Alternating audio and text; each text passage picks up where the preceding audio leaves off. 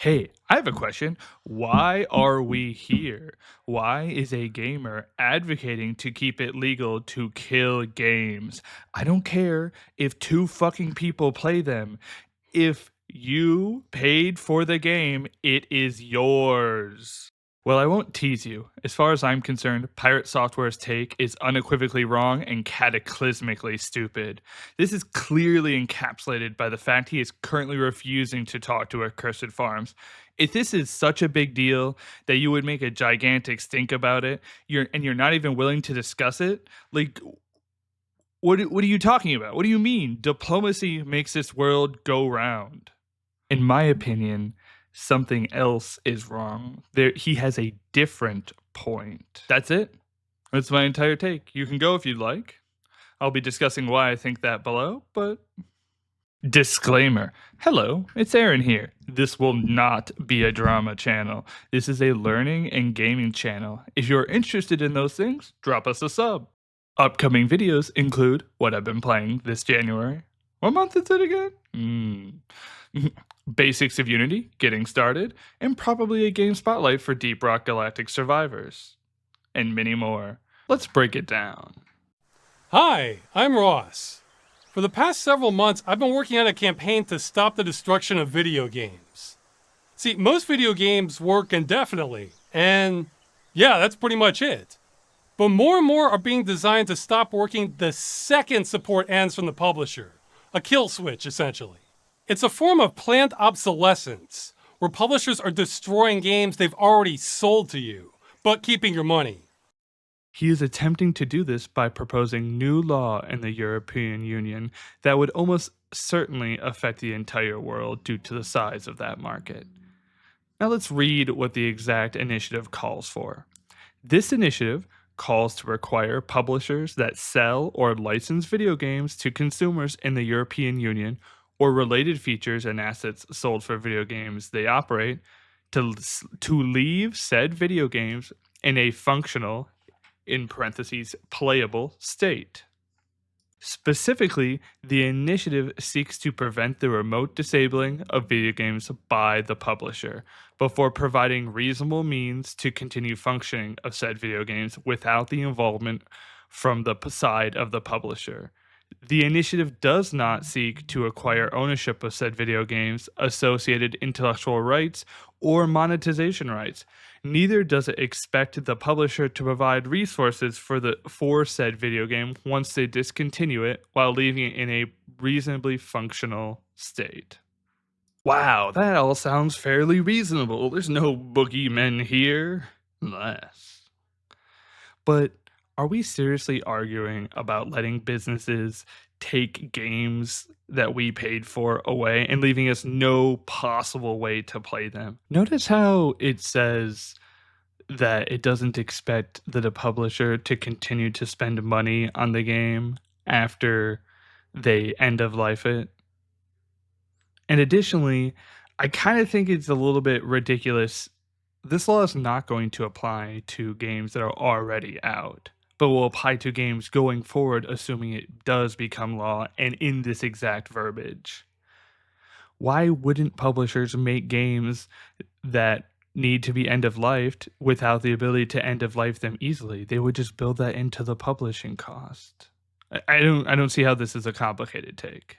Let's get into his argument. Hi, my name is Jason Thor Hall, also known as Pirate Software Online. I've been in the gaming industry for about 20 years. I used to work at Blizzard Entertainment, then Amazon Game Studios, and now I own my own studio, Pirate Software, by the same name, which is an indie studio, and I've been here for about 8 years now. I also run a massive community. We've got about 180,000 people in Discord, and most of what I do is try to teach other people how to make games, teach them that they can make games, show them the tools to do so, and try to do everything without any paywalls or bullshit in the way. It's incredibly important to me that we keep making games and that the next generation has the tools to do so that our medium doesn't die out.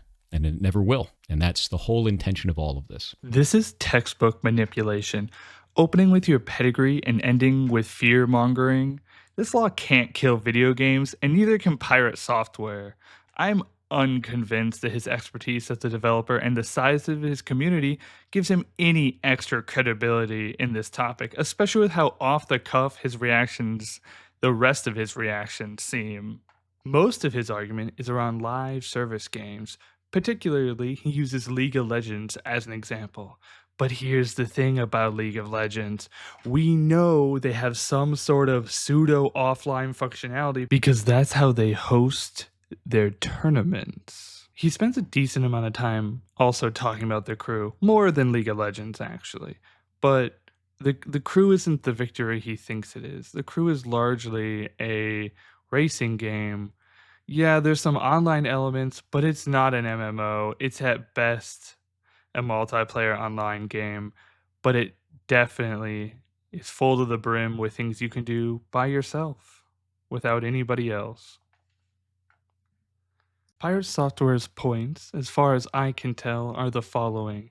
He calls the proposal vague, says it will damage all live service games in the gaming industry as a whole, argues over the crew having a player base of 12 million, predicts fire and brimstone over the live service industry, and attempts to reframe the argument around live service games 2 different times in 2 different ways.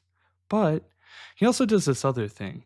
He alludes to the problem of being lied to or misled or substantially misled about what you're actually buying with some games. Are you getting a copy of the game? Are you getting a license of the game? You don't know? I'm going over these very quickly because they're kind of mid points. Calling the proposal vague is deep, it's just unconvincing. The proposal is extremely simple. It says leave games in a playable state. It doesn't care how you do it. It doesn't care why you do it.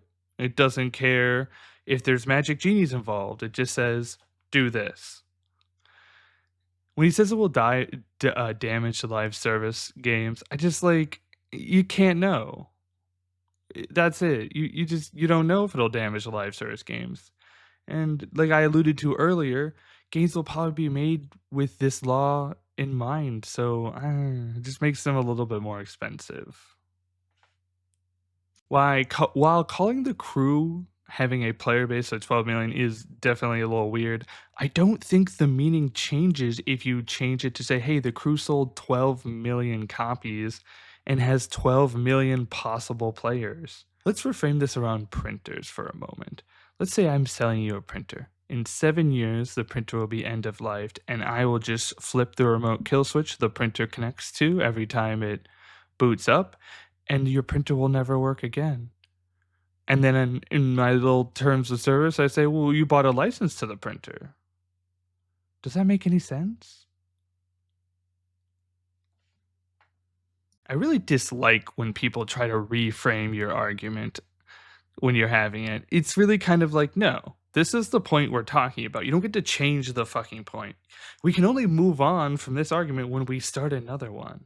It's a very common argument tactic to try to shift the goalpost and pick a better turf to fight from. He has probably picked the best turf to fight. This is the thing that really confuses me. He alludes to this problem about lying or being misled as to what you're actually buying. And he says we need to fix that, but then doesn't want to use the government to fix that. He wants us to yell at video game developers and publishers until they fix that. That's bonkers. It's like a quarter measure. I don't really get this whole we'll regulate ourselves vibe. I don't like it. The rest of his video is similar, with the sole exception of Thor complaining about Ross's ambivalence as to why the measure may pass. I'm really not a fan of encouraging the exploitation of governmental systems. Ross talks about how it'll be an easy win and the politicians don't really know very much about the problem, so they'll probably just say yes. Let's take a detour. I've seen this before. In the first person. That's right. I've done this shit. And I'll do this shit again. I try not to. It goes a little something like this. I hear a thing and I don't like it for some reason, but I know that reason's dumb. I fucking know nobody will agree with me on that reason. So I go, hey, I'm smart. Let's pick this argument apart. But that doesn't always go my way. And sometimes I get caught looking like this. For example, Somehow, a game developer, a gamer even, is now arguing that saving games is bad, using mostly arguments based on a single style of game, live services. How the fuck are we here? Why are we here? How is this a good take? Why is he willing to die on this hill? And I know you're saying, hey, he just hates the initiative. I don't see the difference. He'll hate every initiative. And when there's no initiative he likes that preserves the games we play, I can only come to the conclusion that he does not want to save games. In my opinion, Thor hates, distrusts, or begrudges the government. That is his sole issue with the proposal, that it uses the levers of power to attempt to compel game devs and game publishers to not kill games. There's no grander scheme. I've heard rumors that he's going to come out with a live service game. It's not that complicated. I hate this take. The government, the idea, the concept has been our greatest triumph and our most terrible tool. But just like every other tool, hammer, sickle, scythe, it's just a tool. We can make it, we can unmake it. Let's just say that Thor's right. And this just fucks everything up. Live service games are not getting made anymore. And when they do get made, publishers are getting sued at the end of life for tons of money that they don't have. We have a very simple solution. Let's just undo it. Publishers can bring some money, we'll bring the voice of the masses, and we can just unmake the law. It's not that complicated. I do not see the issue. It's imaginary, illusory.